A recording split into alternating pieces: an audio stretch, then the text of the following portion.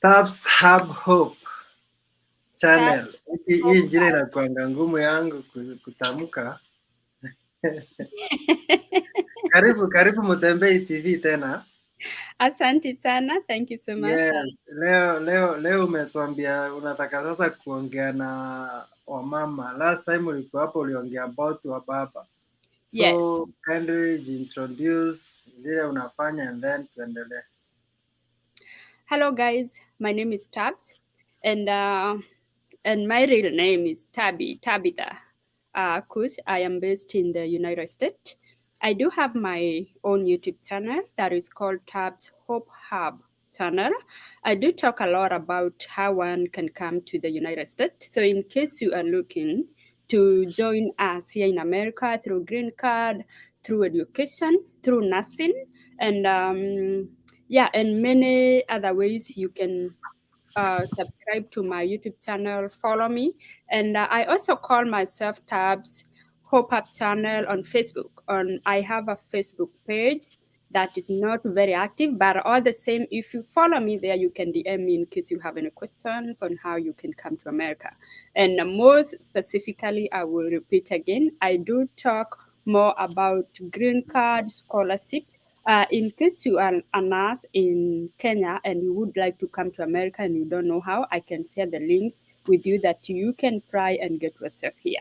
We also have something very, very new that I haven't talked about it on my YouTube channel. But yeah, in case you are an athlete, you play basketball, you do volleyball, you do soccer, and you got a grade of C stand and above, you can also qualify to come to the USA through athletics. Through Michezo, you can get a coach, you can get full scholarship, and you can get right here. This is something I have talked to people who use through the same channel. So in a short while, I will bring them so they can talk to you guys and they can tell you how you can apply to come to America as an athletics, basketballer, a soccer, volleyball. Yeah, it's a V2. Now, I was here sometimes last year and I do talk to men. And my initial or the reason why I was talking to our men is, like I said, my main agenda and bringing this thing here is because I have realized our kids are suffering and we need to do something. And also, we do not, whenever issues come between two adults, that is a man and a woman, we should never bring kids in between us. Now, because last time I talked to men and I hope it made sense. Today, I want to talk to our women. I have sisters. I am a woman myself, and I have friends who are women. And the reason I am talking to them today is because I have realized it's not it's not all about men who are on the long all the time. We women, we are not perfect too. We do things that hurt our men, we do things that hurt our brothers, we do things that hurt our husband. And in the middle of all these things, this is where kids end up suffering. So today I want to talk to a woman out there who was once married, or you entangled yourself with someone. You and in the midst of all these things, relationship, marriage, the baby came in, and you do not let the baby daddies see their kids. And guys, I hope you're not going to misquote me. I am talking about responsible daddy being blocked to see their babies or being blocked to support their own kids or children. We have seen women crying. We have seen women going to court. We have seen women going to feeder, you know, asking for custody, asking for children support, mostly support. But now, I mean, I think men who wanna give up too easily when they are told no, you cannot see the baby. But it is one thing I want to talk to you, women, you, my sisters, you, my friends, that regardless of what happened between you and the baby daddy, please, if the baby daddy is a responsible guy, if the baby daddy want to support those kids, please, kids have the right to see their dad. Kids have the right to know their dad. Kids have the right to experience that fatherly love. And in case you have you are a woman, you have your own father that you go and see. You love your own father. So why would you bring a barrier between your kids and the baby daddy? And I am insisting, if your baby daddy is a responsible one, if your baby daddy is one who want to take his kid to the best school, please allow him to. And I heard the term when women, because I know we do this, it is not a lie, it happens, and it's happening. When a woman, maybe when kids start asking about their dad, they may end up lying to kids, oh, your dad died, oh, sijui your dad alifanya. Mimi, this is one thing I want to say. If you are a mother, you know the dad is alive, mulikosana, he cheated on you, he abused you. I want to say this: do not go ahead and lie to your kids that their father died, whereas you know so well the father is somewhere or he is alive. If he does not want to see his kid, that is fine. If he does not want to support his kid, that is very fine. But one thing I will say, never ever lie to your kid that their dad died, because you know what? These kids will grow up and they will look for their dad. And when they find out their dad is alive, what are you going to tell them? What are you going to tell them? You lied to them in the first place. If your kids are so young to understand, if I were you, I would look for another, something to tell them rather than lie to them that their father is dead, whereas that father is alive. And women, please, today I am only talking about those responsible father who want to raise their kid, who want to support their kid. You two separated. I am talking about co-parenting. I am talking about that responsible dad out there who want to be involved in their kids' life, but we have baby mamas who have really put that barrier. Because Mulukosana, you are like, you know what? I will never let you see these kids. It was a war between you and the baby daddy, but now you have put the kids in the middle. I am talking to that man out there who is fighting to see his kid, who is fighting to support his kid, but the baby mama has put a block, like, you did this to me, you're not gonna see your kids. And I am not talking about that abusive dad. I am not talking about that physical abusive baby daddy.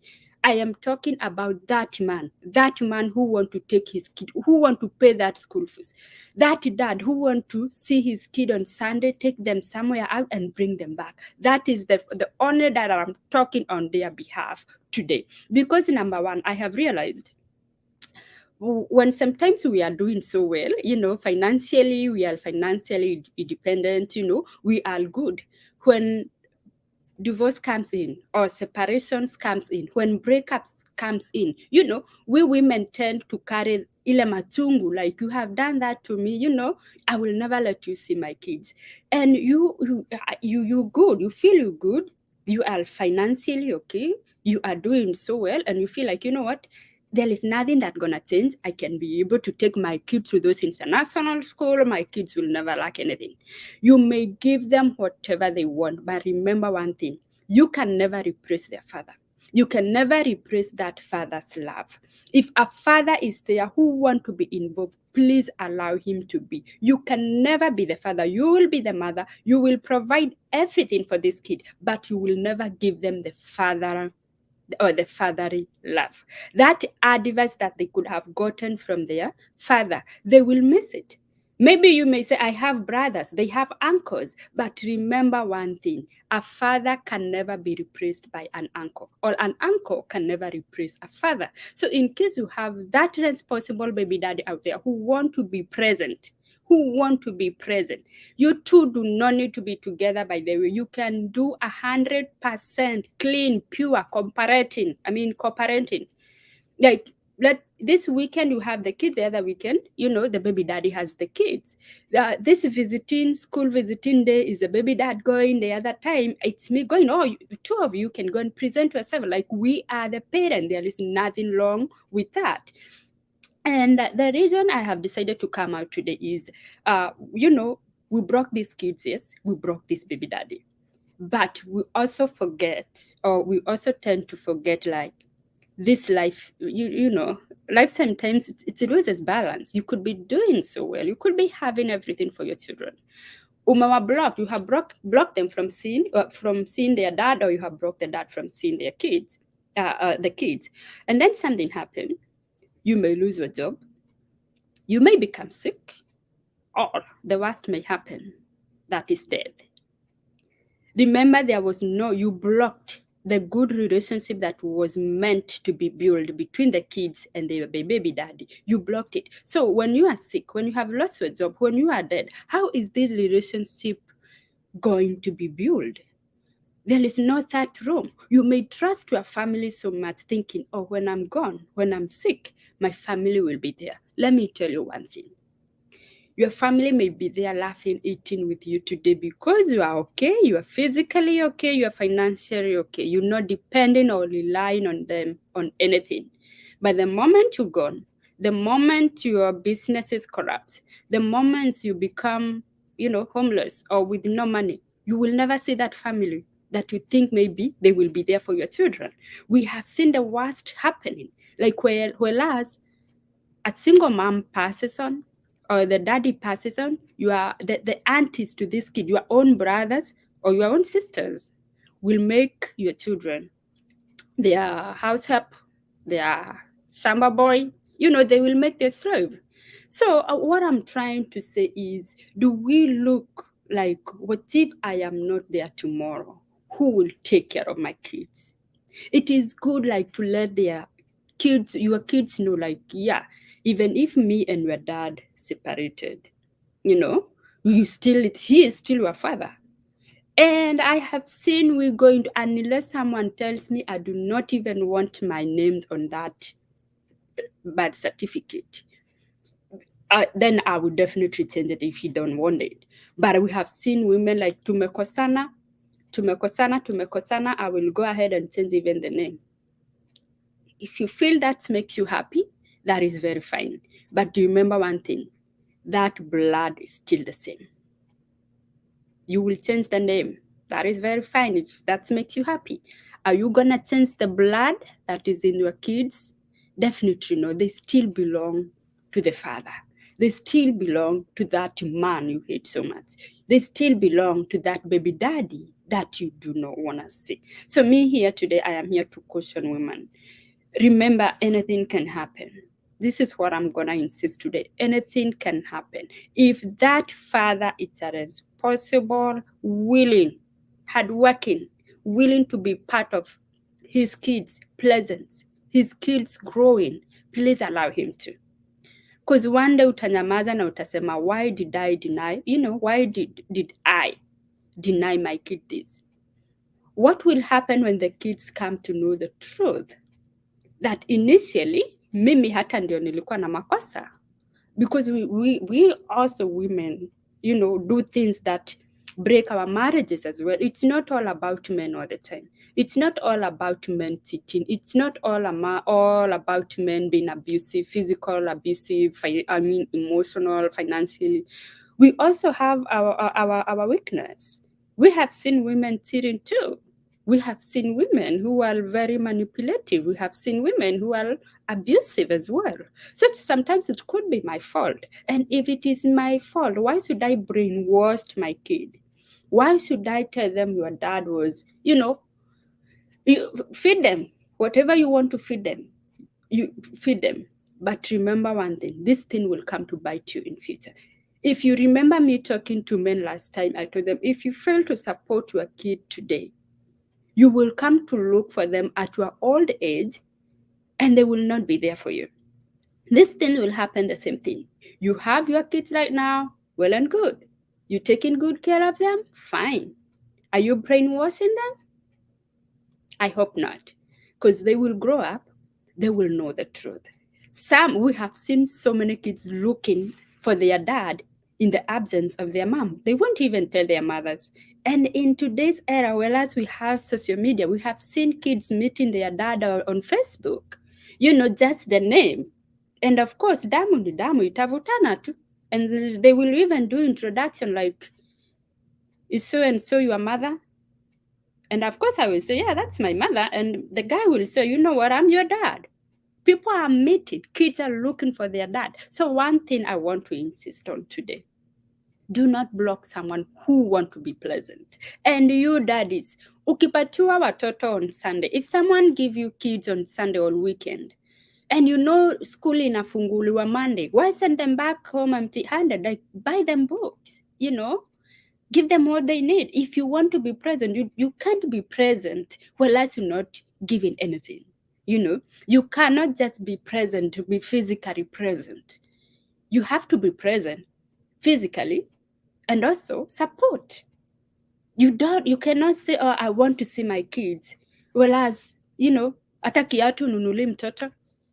You can say, oh, I want to see my kids, but even a pen or a book you cannot buy to that kid.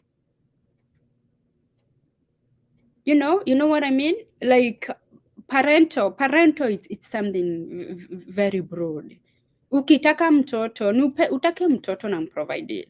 If you want to have a child, you get that child and make sure you're providing for that child. Don't just have a child, you know. Don't just say, oh, nataka kuona mtoto wangu. Okay, alafu after kumuona. Let's even those kids, you know, feel like they want to see their daddy. You know why? Because anajua akienda kwa daddy atambaia a school bag, dada atambaia kiatu mpya, dada atampeleka mahali acheze, si kumchukua tu for picture, uweke social media and then what? Care for them, support them, because we also know we have these stubborn men. We want to see your kids, you have money, but you wouldn't even buy them anything. All you want is to see them. All you want is, you know, other people to know you have kids that you don't support.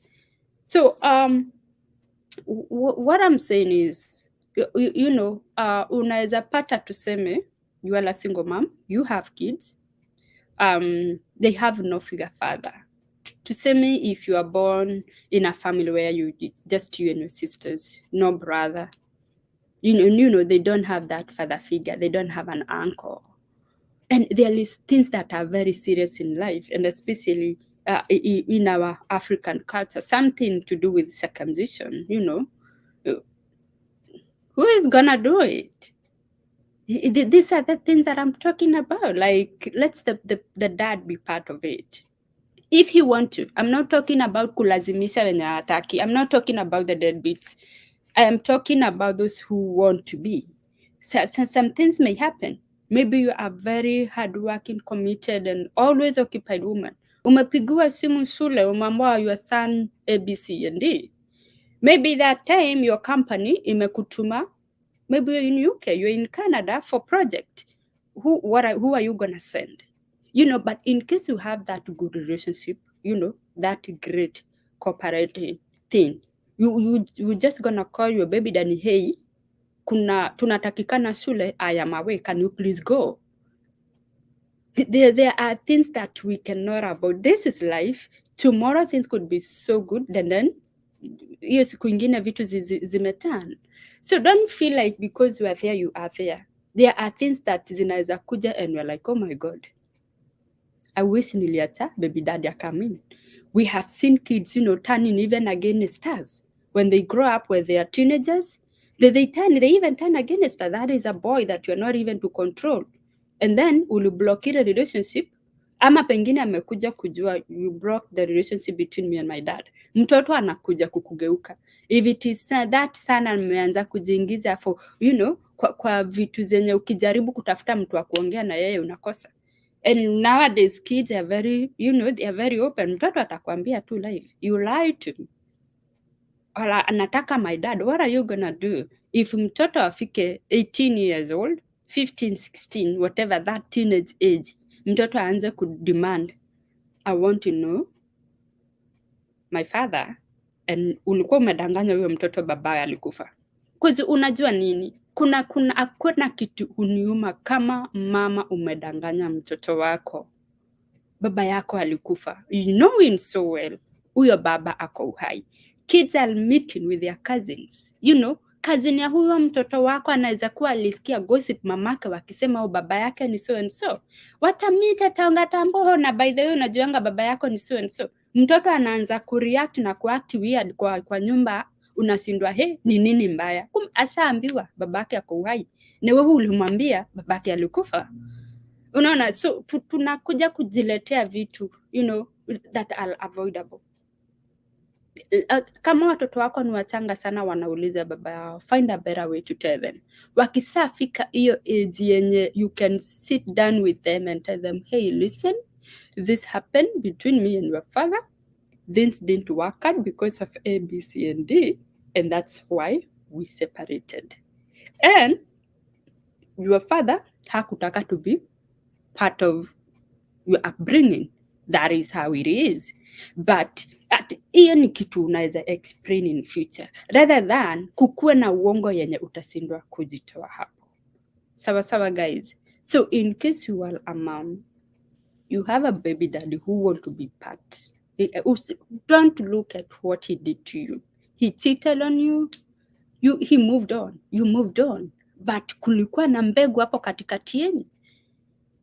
Hiyo ndio ya maana saa hizi. Do not dwell on what he did to you. Do not dwell on the negative. Kumbuka kuna mbegu inakuwa. How would you want this, how would you want this seed, to germinate and to grow and to, na izaa ile matunda. He abused you physically. You separated, yes. But maybe after so many years, anaona, you know what? Hata without getting back to my baby mama, ningependa kusomesa mtoto wangu. Wacha asomese mtoto. Even from a distance, in case he was an abusive, in case it's someone you believe is like a narcissistic and do something to your son. Anataka kulipa, atume school fees, si lazima wapatane na mtoto. But mimi ningependa tu kuhimiza my sisters, please, wacheni tuache kuambia watoto baba zao wamekufa. Because they will know the truth. And in case there is a lady here mwenye anaweza kuniambia after mtoto amejua ukweli, unaweza mwambia nini? Then I would love to know, because I can't imagine the shame. I can't imagine that shame, we may crowd on your face like, oh, mom, you lied to me. Do you know that kid will never trust you again? Do you know even with all the sacrifice you have made, going to work day and night to provide for this kid, they will still not see that. They will always see the lies, They will always see the lies that you made on them. They will always see you denying them the right to see their father.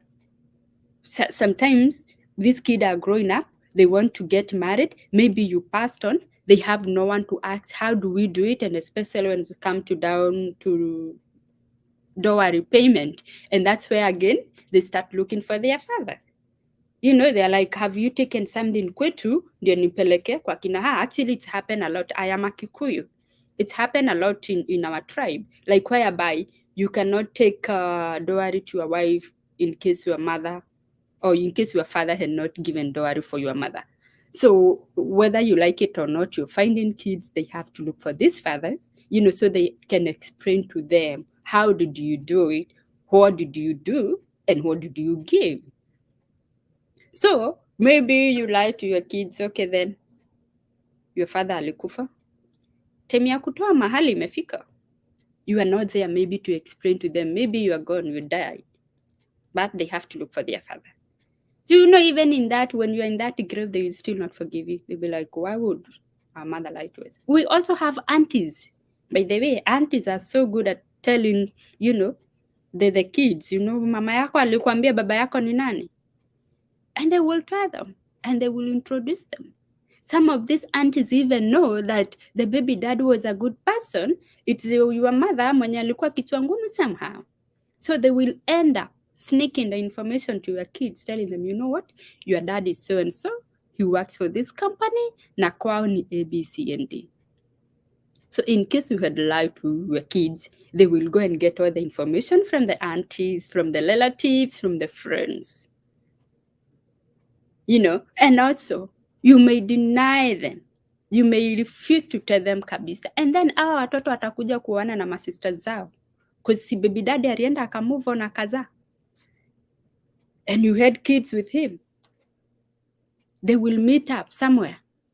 And then utapata sister ameolewa na brother yake. The only difference is mothers, but they are from the same father. Simply because you have refused, we have put that block. So let us, let us be fair enough. Just put yourself in that kid's shoes and think like, ningependa mamangu asinionyeshe. Cause hata wewe penye uko, most likely if you were raised by a single mother, I know there is maybe in a way you feel like, I wish ningejua my dad. Kuna mwenye uko hapa, you're looking for your father. Tell us about it. Tell us, how do you feel about it? Would you have loved to meet him? No. And I'm not talking those kids who saw their dad, beating up their mother. Of course, watasema, no, I don't want. Of course, hata mimi ningefeel. If nilikuona ukichapanga mamangu all the time, I may feel no interested, to follow up with you and all that. But I'm talking those kids when waliguro wakisikia baba yako alikuwanga mdosi amekufa last week. It's not about udosi, but maybe trying to imagine hata hukuenda high school. Na unasikia maybe your father would have been able to take you to school, but maybe the mom was like, I want nothing to do with it. I know we have women, I'm a woman, and mimi siyuko hapa kusambulia wanawake. Niko hapa ndio mtoto asaidike. I am here, because at the end of the day, kids must win. We have seen women who, they only want to have a baby, but no want anything to do with the father. Then unapata mtoto unalea. Maybe baba anakuja kujua baadaye, anajaribu kutafuta yule mtoto, uko like, no, mimi nilikuwa tunataka mtoto na story ikaisha. And then ina happen, umeaga. Shida zimekuja. Mtoto anaanza kuteseka. Kuna mtu mahali anawish tu na uwish ungenipe hiyo nafasi. And mimi, if there is one thing I don't understand, it's like, where does all this drama come in about co-parenting? Okay, I know for sure, na wanaume msinichape, I know for sure kuna wengi sana wenye wamekataa responsibility. Wengi sana, especially in Kenya, a lot. And especially our own Wakikuyu, munisamehe, but sijui kwa nini we have that problem. Me, in the country that I'm living in right now, co-parenting is like normal. Mimi mtoto wa baby mama ataletwa na nifeed na nishinde na yeye, si waliachana, life ika move on. Babake akona right ya kuona mtoto, akiletwa kwangu nitasema asiletwe? No.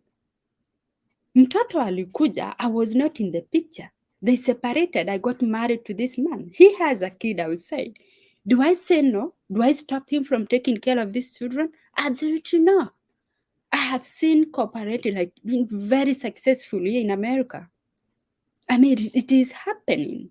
If things didn't work out, it was between you and the baby daddy. Raise the baby. Baby hana makosa. Ni inakuanga American rule. Kila mtoto anazaliwa in this country akona baba. And that's why they're even so strict. Mwenye anakataa kulea acha ulisupport, basi utalipa. Because they believe watu wawili mulilala pamoja mkapanda mbegu, lazima mtapalilia kila mlipanda. You have to take care of your kids. Why is it so hard to do it in Kenya? Why is it so hard to do it in Kenya? Why do we have to let our kids suffer?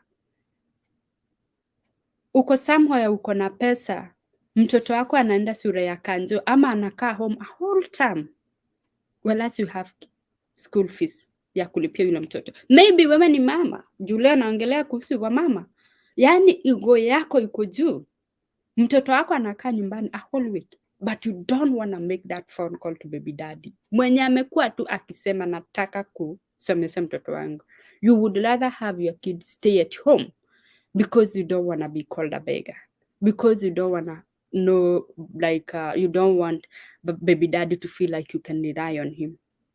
I'm not talking about mwenye atakuruka down aseme, unaona, uliniacha ndio unasafa. No, I am talking that one who want to be part and parcel of his kid, upbringing. That is the dad I'm talking about, a responsible one.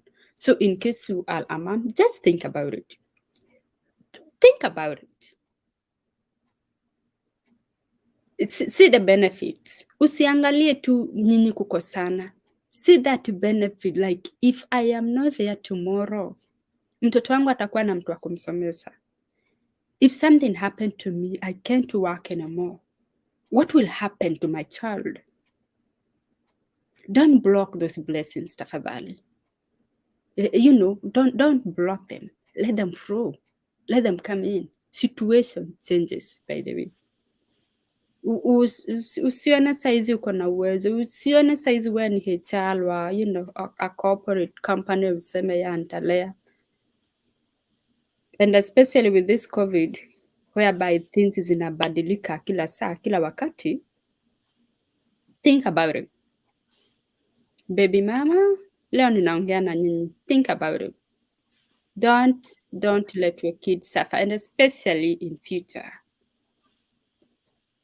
Don't let it happen. Let that man be if you want to be. And I am saying you don't go see your kids empty-handed na wewe. Ama you do not go and start causing drama because wewe ulisema unataka kuona watoto, unakubalishwa kuona watoto. Kama mama ya watoto ali move on, let her move on. But see the kids wako, your only interest here is your kids, right? It's not about who the baby mama is dating. It's not about who the baby mama is married to. Your only interest here is kid. The same way, she has to let you move on. If you decide to move on, you decide to get married and have other kids, that is none of her business. The only interest between the two of you, or the only thing that is bringing you two together, it's your children. So do not go and you say you want to see your kids and don't go starting dramas in somebody else's house.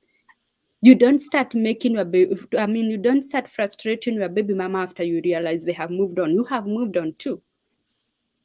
The only thing, ile kitu ya maana hapa ni watoto. So kama mtu ana move on sawa kivyake.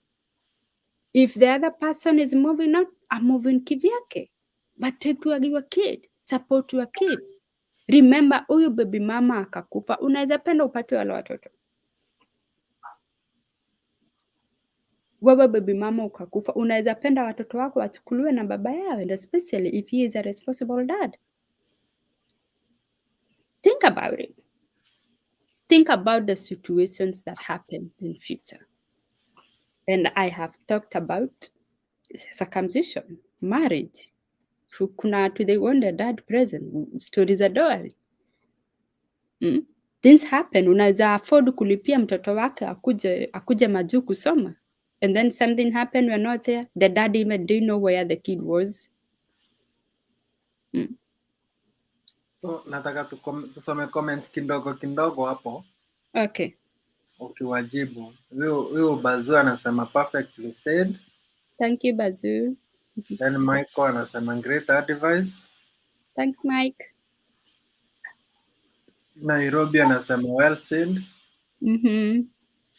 Abdi anasema if a man doesn't take care of his kid, there is nothing like his kids.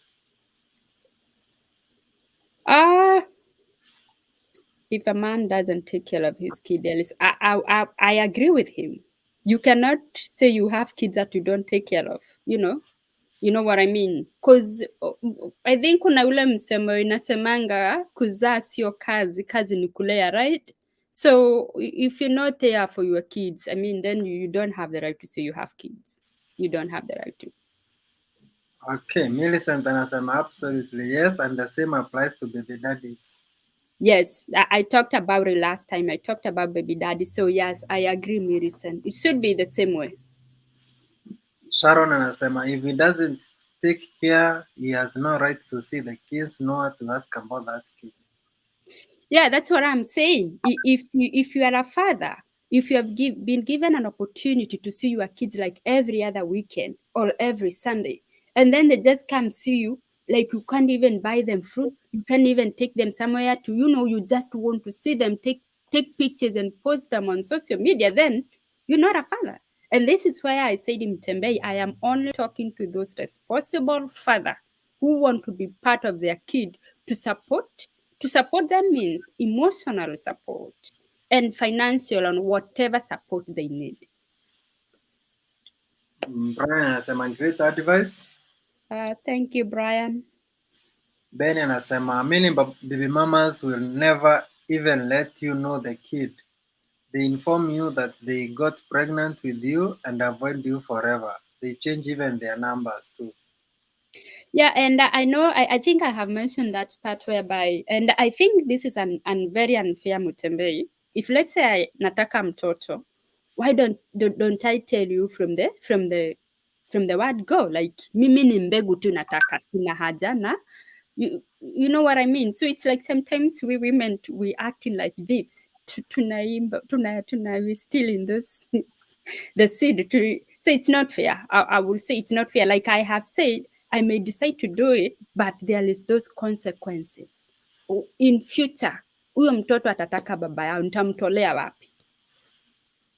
So I agree with you, Ben, and yeah, I do not support women who do it. I don't. If you want mbegu, tell someone from the word go. All I want from you ni mayai and that is, and forgive my words, mayai. Okay. Obisa Collins anasema na wenye tuna provide na tunanyimwa time to spend with them, tukae wapi na tufanye nini? I am sorry, I know I'm a Kenyan, but I know sometimes rules in Kenyans are crooked, like kitambo upate that right yako. But as long as I believe so, as long as you can, you have proof, like you can take care of your kids, you can support them, then I don't see why you should be denied right to see your children. I think if you go to FIDA or to the court, yeah, you can be given that opportunity to see your children. It is your right. As a father, it is your right to see your kids. Huyo anatusalimia Fatuma. Hi Fatuma. Augustine ako na very long story hapo, unaweza soma. Salondunge, Jesus told Satan, bread alone cannot keep you alive. I hope women who tell their children that their dad was hit by a lorry.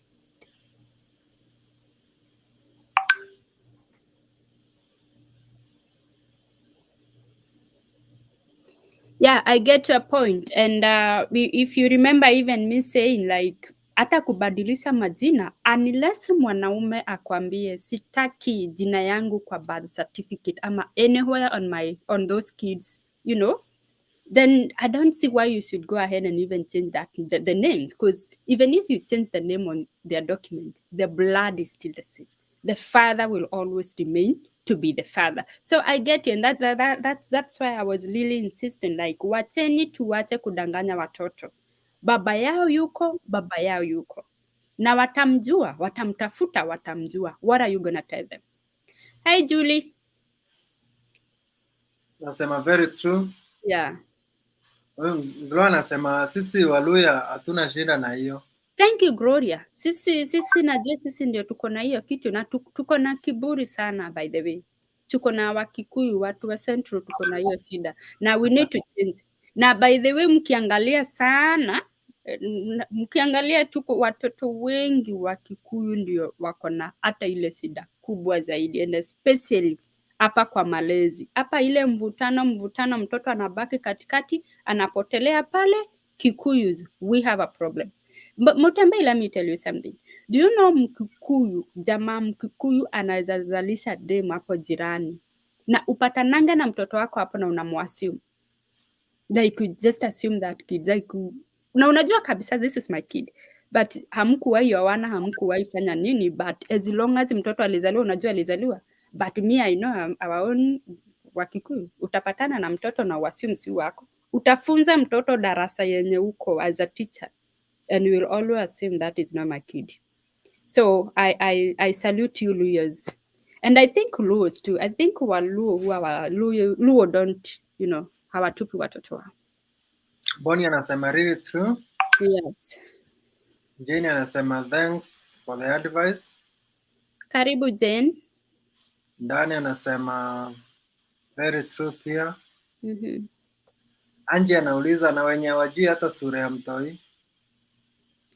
Angie Angel, then that's automatically a baby daddy.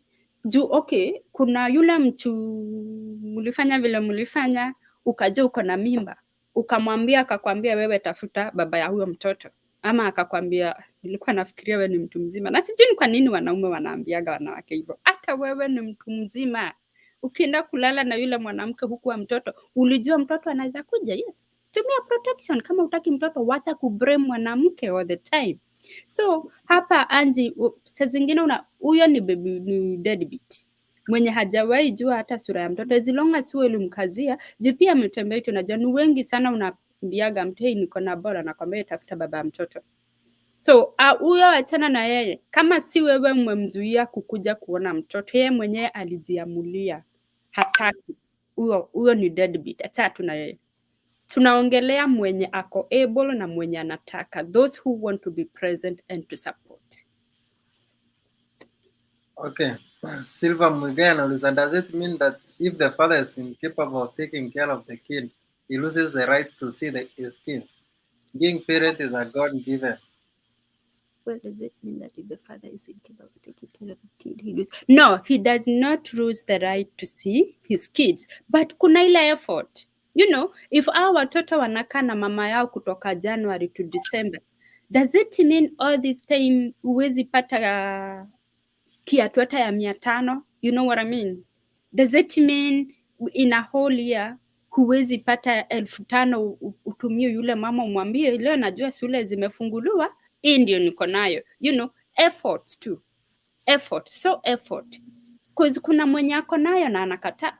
Kuna mwenye hata ashughuliki hata haki. But let me ask you, if you don't feed your kids, if you don't stay with them, if you don't parent, if you don't, you know, pay school fees, and you want to see these kids like maybe every other Sunday or once in a while, you also have to show these kids you are a father. Watoto wanaenda shule na watoto wengine wanasema babangu aliniletea yogurt, babangu aliniletea hii. What are you giving to this kid?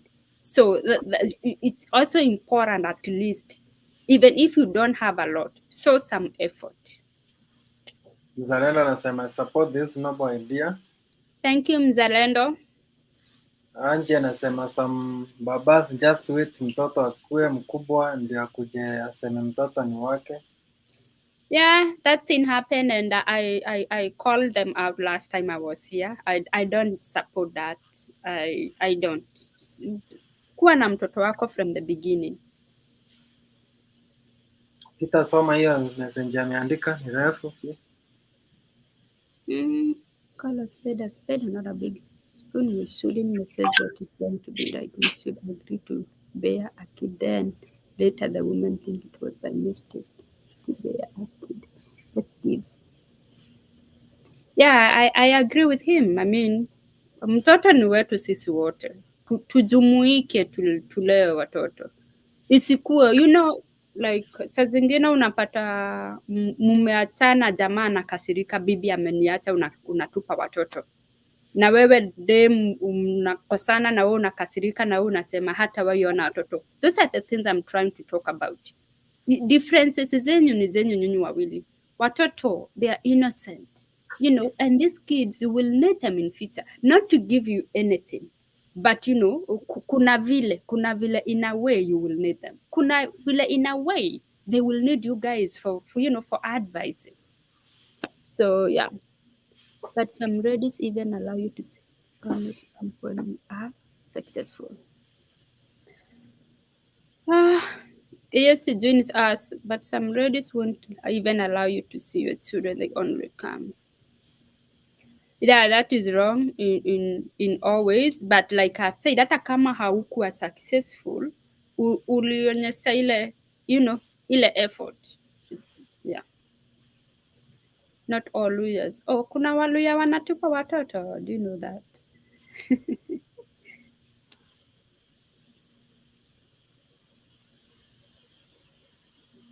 What does that mean? Hata sielewi. Yes, that's true. A kid is for everyone. Mtoto ni wa kila mtu. We agree.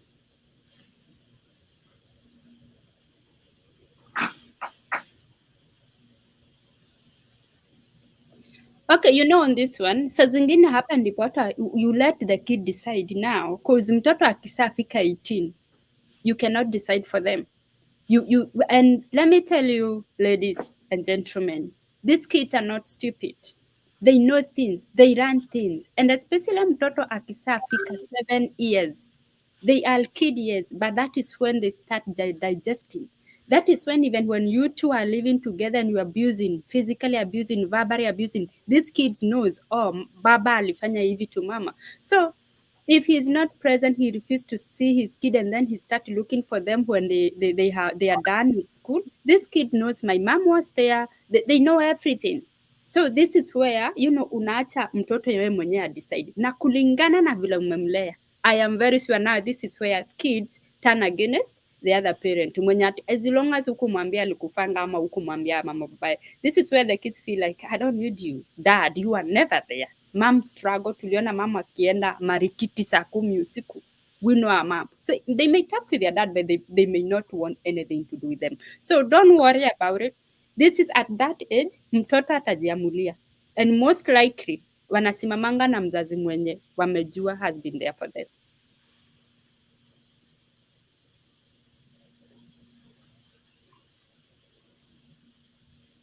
Thank you so much, Kaunda. That is the right thing to do.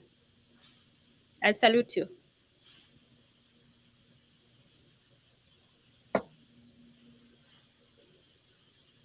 Swatin. Thank you, George. Okay, so unaweza tumalizia na your last comment huko, unataka kukaa for long, naona tumeenda past 45 minutes. Yeah, imefika hapa, nimefika mwisho, and kuna moja hapa, Sambabas akikupea ball na ajue si my friend upate hiyo support, you struggle a lot, but akijua anaweza. I didn't understand. Unajiweza wanakusaidia. I don't know. Sijui kwa nini sijaelewa. Sambabas akikupea, anasema wengine wakikuweka mimba na wajue hauna as in you are struggling in life, wanakuacha, but wakijua uko na nini, uko successful, ndio anaanza kuingia kwa life ya mtoto. So hapo I think unajua kulingana na vile sijui hapa niseme nini, mtoto wako how old, juu hata kama amekuja, mimi nitasema hata kama nilistruggle akataa kunisaidia, amekuja nao anataka kumsaidia, hata kama niko successful, mtoto tu ni wake. As long as it has nothing to do with me, ni mtoto wako hapo, then let him be. Kama anataka kulipa hiyo campus school fees, wacha alipe. Even though unajiweza na amekuja anataka to do it, let him do it. Hiyo pesa yako, nunua plot ama nunua gari. Okay, so your final remarks now.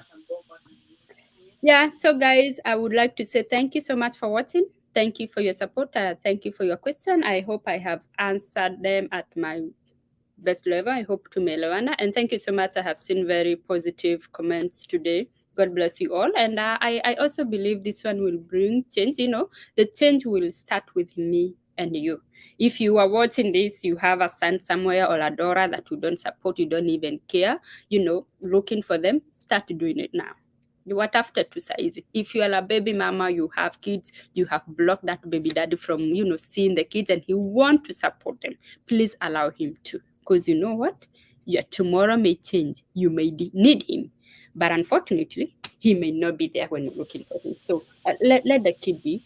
Allow your kids to, to experience and to have that father's love. You are not denied. Why deny them?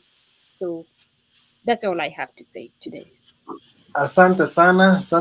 Sijui utakuja lini tena. Unakaanga sana before ukuja. Yeah, nakaanga sana. Wacha tufanya next week on Monday. Okay, sawa. Next week on Monday utakuja na another topic. Yeah, alafu if you don't mind, you can put my link under the comment section, because ninaona unasumbuka sana na Tabs Hope Hub channel, so that your viewers can subscribe and follow me on my YouTube channel. Yes. Na tukiendelea imekuikirana hapo. Hiyo narana hapo kisema to reach Tabs, subscribe to your YouTube channel, Tabs Hope Hub channel. Yeah, that's ngumu sana kupronounce, but nitawekea link hapo comment section. You get it. Thank you so much. Asante sana, and good night guys, na mchunge watoto wenu. Acheni acheni tunaweza kuacha watoto ovyo ovyo. Kabisa. And please, guys, vote wisely. You vote not voting for yourself, you're voting for your kids and generation to come. Make a wise decision. Sasa, guys, I love you all. Goodbye. Goodbye.